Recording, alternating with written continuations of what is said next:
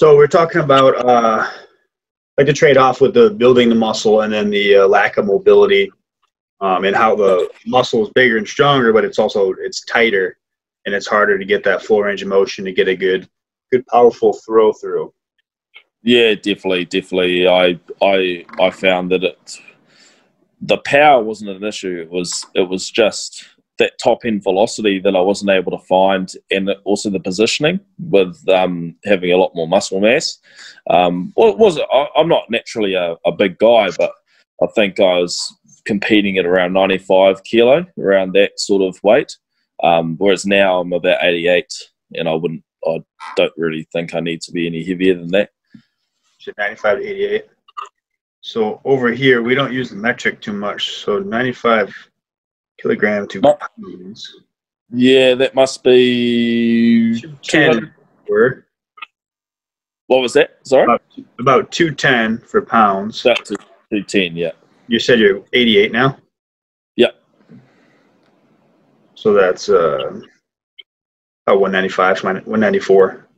Yeah. Yeah, that sounds about right. A lot more, probably a lot leaner too. Probably just a better athlete right now. Yeah, definitely. And I've been able to personal best in everything I train, in the gym and the jumping. The only thing that hasn't come yet is a personal best in the javelin. But I've had patellar tendon issues for the last 3 years, which has been really, really niggly. Yeah, it's in my blocking knee.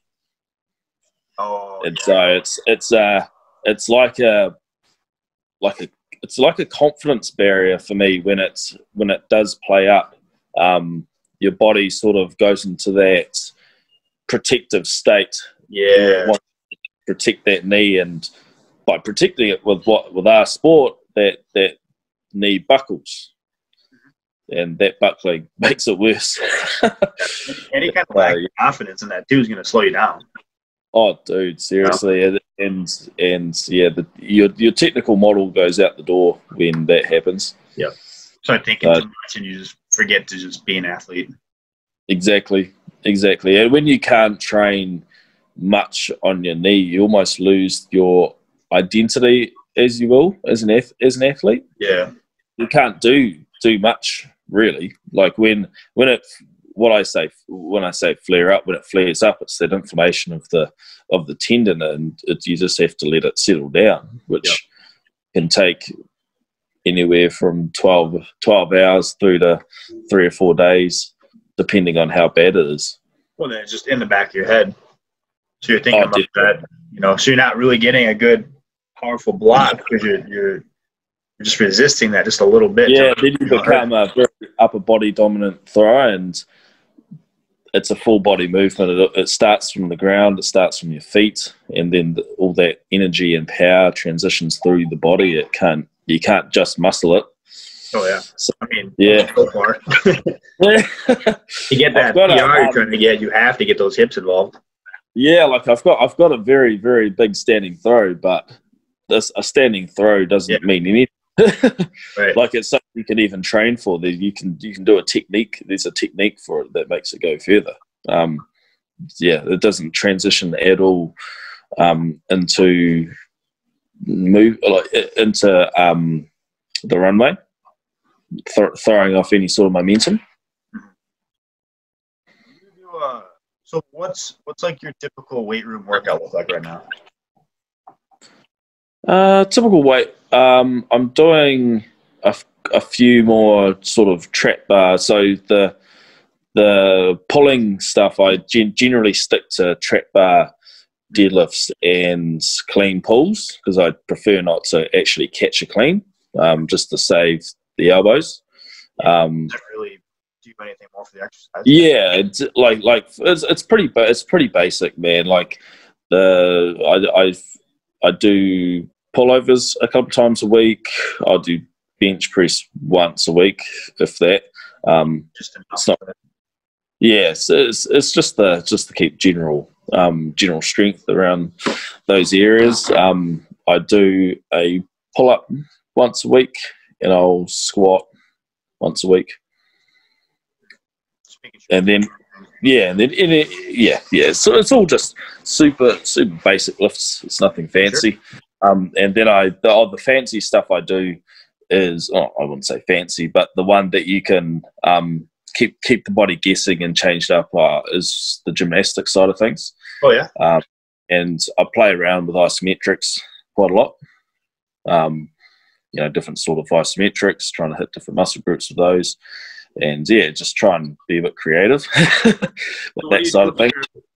Give me some exercises you're doing then for like the gymnastic part. So gymnastic, yeah. So I do quite a few rings. I do a lot of handstand work, cartwheels. These I don't even know what you call them. You like grab a bar and it's like these pole vaulter sort of. You're like hanging down and then you flick your legs up straight. Okay.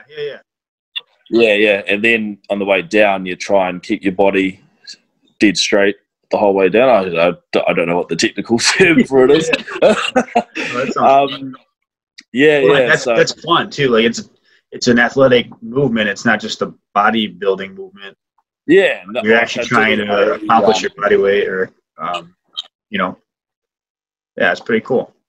Yeah. No, my old coach called it pole vaulter exercise. So it kind of mimics the pole vault movement, going up over the bar. I'm shocking at pole vault. I've never yeah, those guys are crazy. Oh, those guys are nuts. Yeah, no, they're just. And what's his name? Mondo, the Swedish guy. Yeah. Swedish. Oh, amazing! Absolutely amazing.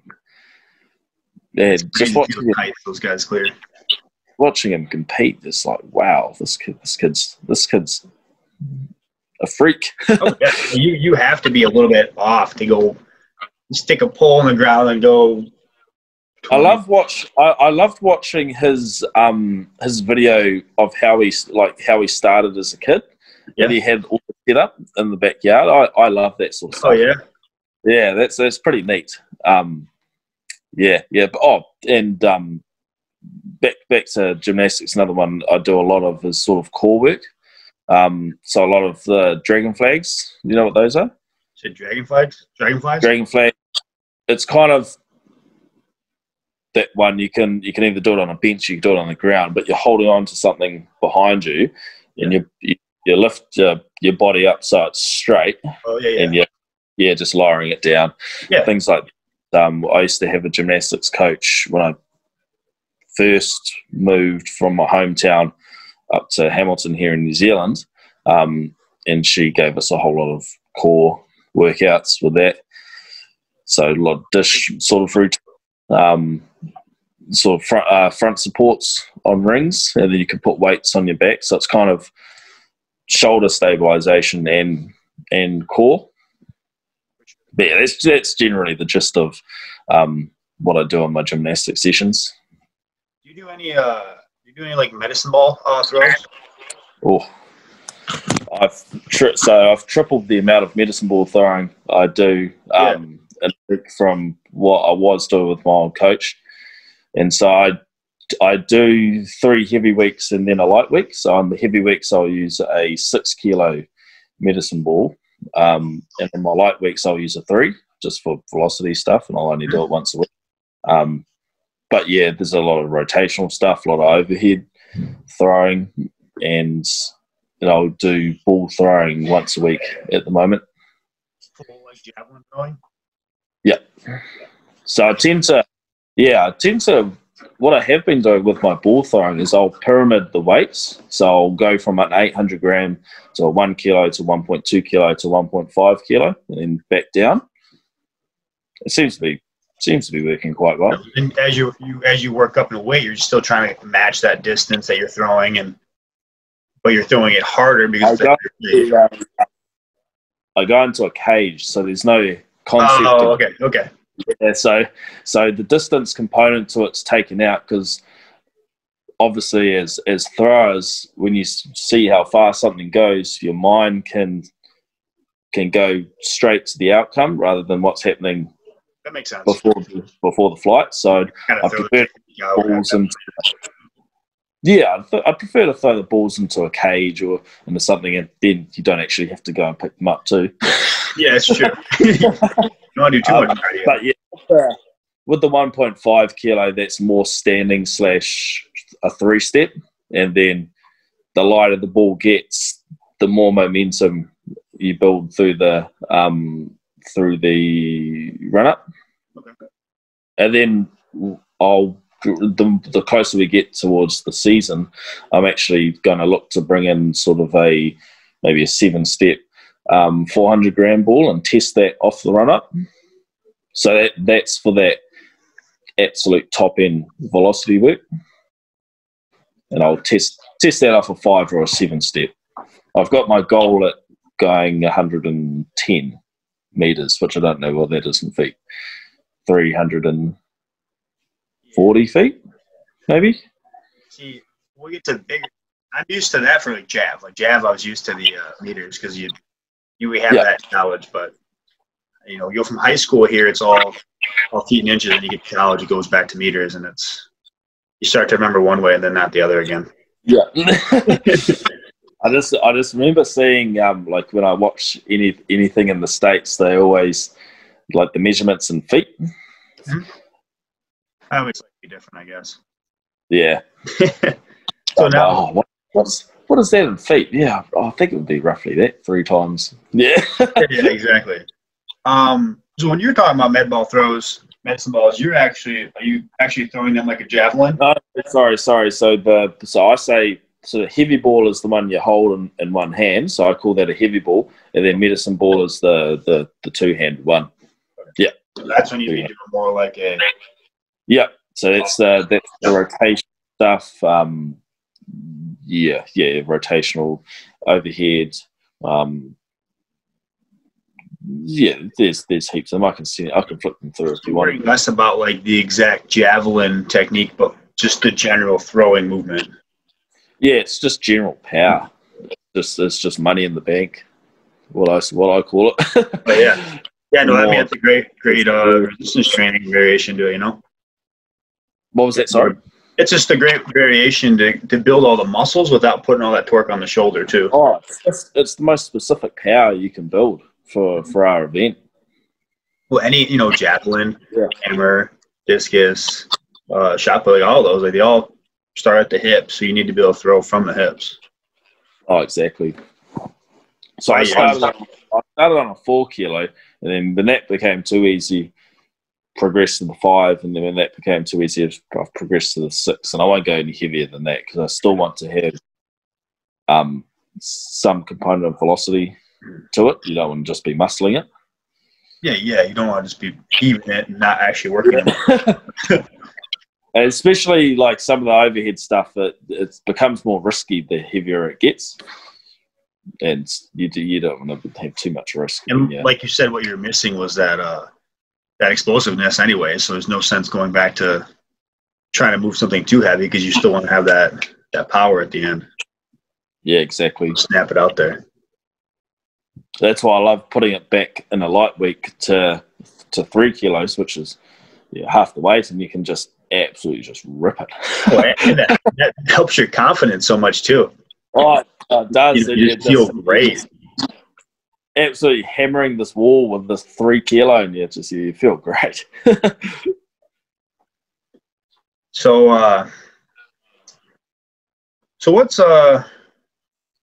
what have you found out with like your nutrition as far as your training? How has that affected your training? I've changed my nutrition. I've always been pretty big on the recovery side of things, stretching, sleeping, nutrition. I've always been very big on that side of things. But with nutrition, I pretty much just do this massive cook up every lunch now, and just throw in like 12, 14 different types of veg, and like it's a stupid amount of veg. But I found it's been so good. Like I'll have it with eggs and bacon. So you get your fats, you get your protein, and some bread with the eggs. so you eat carbs as well. But just the amount of veg and the amount of goodness you get from it, it's all fresh as well. I found it's helped a lot in the last 3 or 4 months. But yeah, I've been really, really big on just eating healthy, good food. Real food. Not processed food. For sure. I don't drink alcohol a lot. I'll probably have a blowout twice a year, 2 or 3 times a year. But they're big blowouts. Well, you got to do it sometimes. Yeah, it happens. Yeah, it happens. But I'm pretty big on the eating healthy side of things. For sure.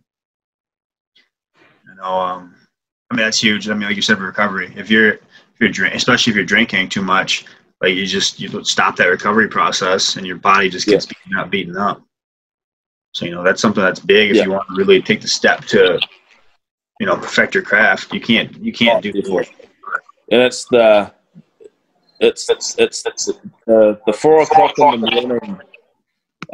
It's the 4 o'clock in the morning that will affect the Monday training. And I'm sort of like, I'd rather get more out of that training. I'll still go out and see mates, but head home at sort of 11 midnight rather than staying out drinking until 4, like I did when I was 18, 19, 20. Right.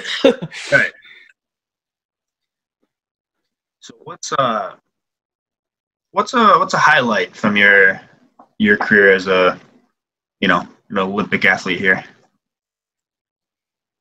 Probably walking out into the stadium for the first time. In New Zealand we have tiers when it comes to the colour singlet that you wear. So a black singlet for us, for example, is an Olympic, World Champ and Commonwealth Games. And then a silver singlet is a World University Games and an Oceania Champs. It's kind of the 2 tiers when it comes to the colour singlet.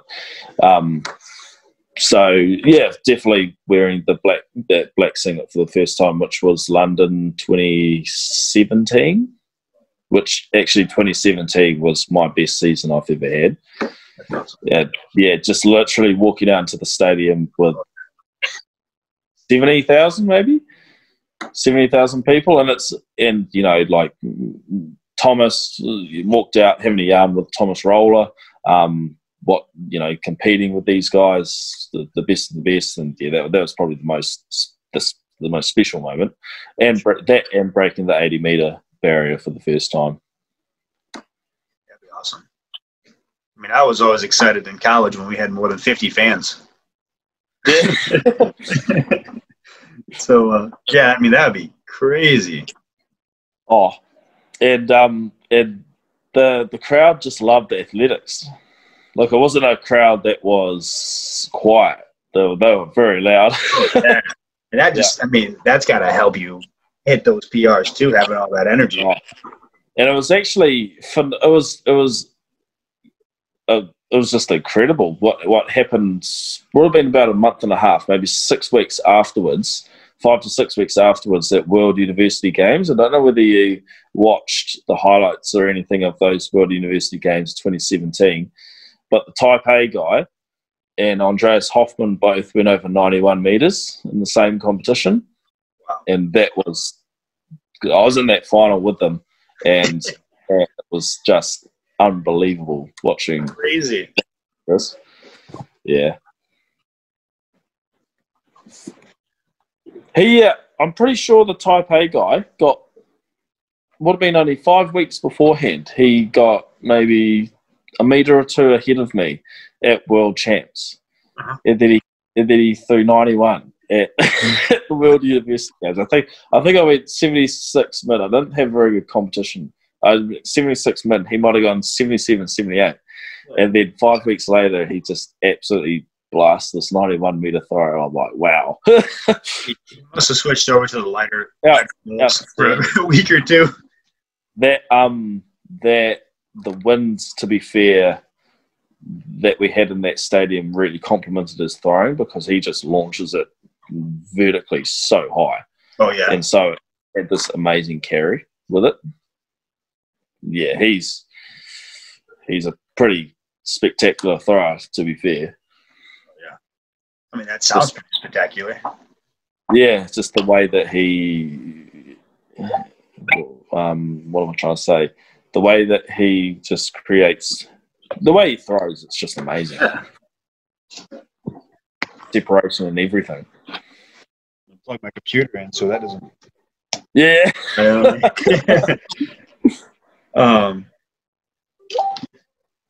Thing in here. So we talked about that. What's a good lesson you've learned through your athletic career? You know, what's like maybe your what you think is the most important lesson you've learned? Oh, certainly do it for enjoying it. I guess the enjoyment factor of it has been the only reason that I haven't retired from the sport. And that inconsistency, I think those are the two main take-home points, I would say. I mean, you got to love what you're doing. You want to have to get out there and just want to improve yourself every day. And consistency in terms of your nutrition, your training. I mean, everybody can go out and train hard, but it's the extras as well that are really over time going to help improve you as an athlete. So yeah, those are the two main ones, I'd say. For sure. I mean, that's huge. Oh, both of them huge. You're doing it because you think you're supposed to, like. Yeah, and certainly, like, because I got dropped by what we call over here high performance sport New Zealand, so like a government backed athlete. I got dropped by them, and I left my coach all in the same week, just before COVID. So I've had, you know, no support, no coach, nobody in the last sort of 4 or 5 months. Just you know, you do probably 80% of the sessions, 90% of the sessions on your own, and that's kind of where you find your love for the sport, and you just get out there no matter. Like, it's absolutely pouring it down today. I'm not going to go and train because it's my rest day. It's my day of zen. I'll do a little bit of yoga later on, but that'll be it. But yeah, you just do it because you love it, and you love the challenge of trying to better yourself and just see how far you can get.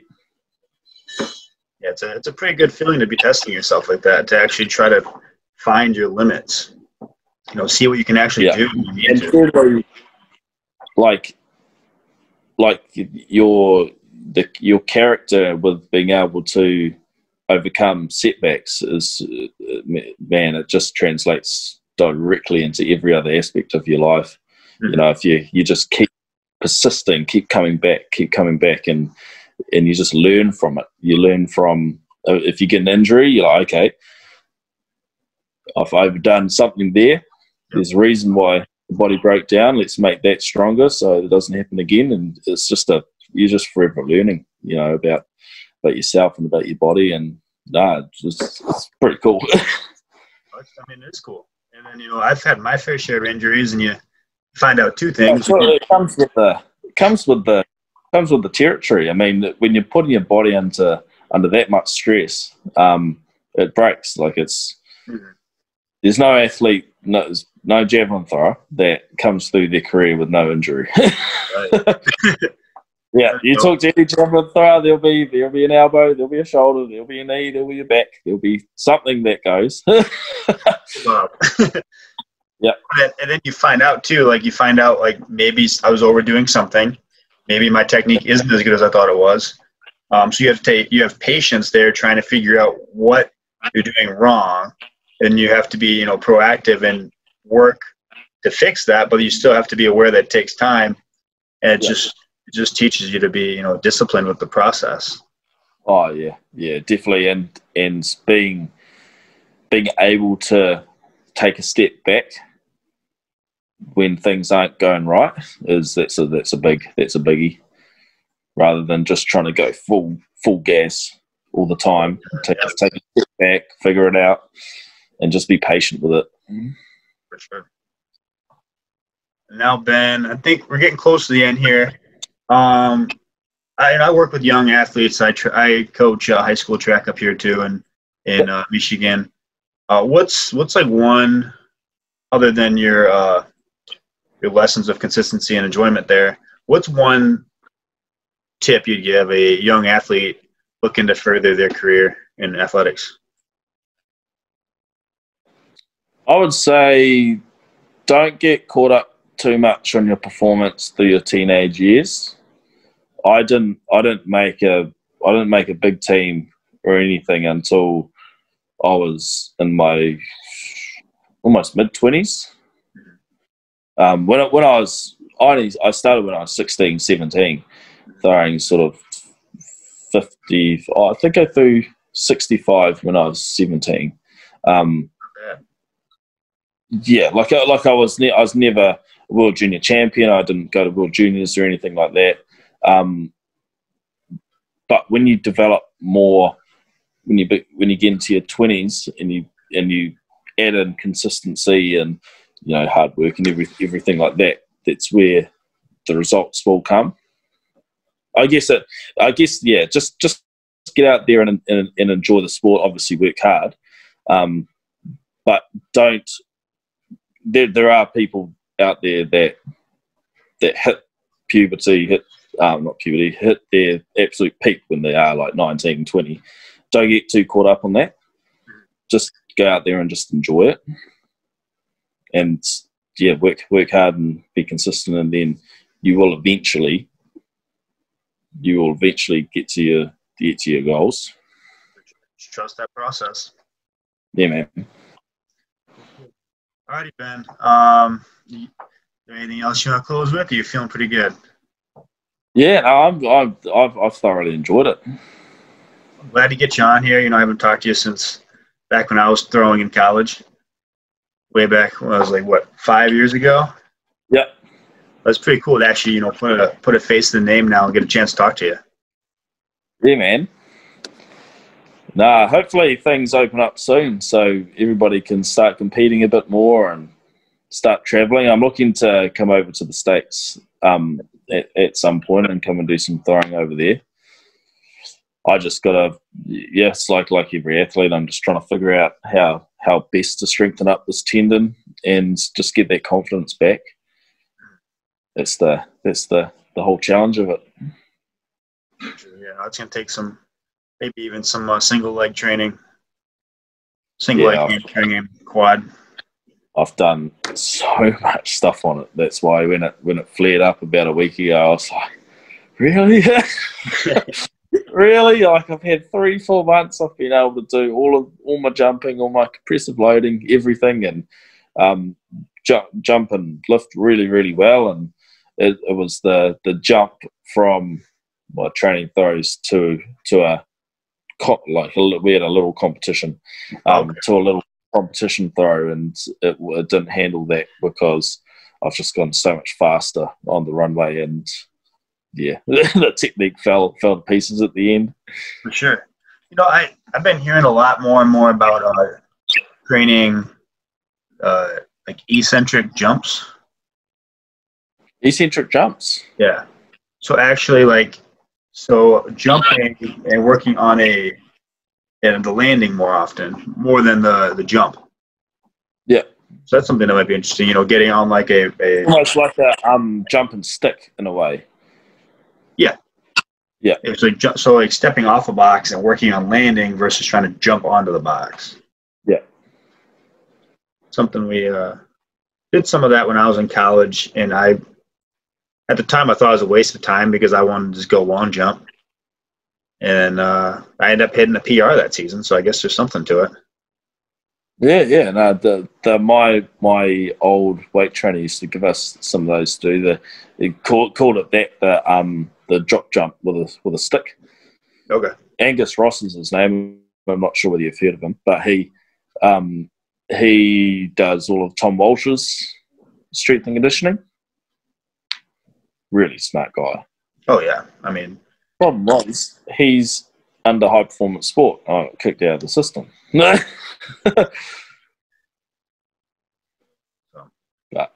Well, cool. Yeah, if you do come to the States, let me know, and maybe I can see if I can come over to where you're competing, or training, and Yeah, man, that'd be sick. pretty cool.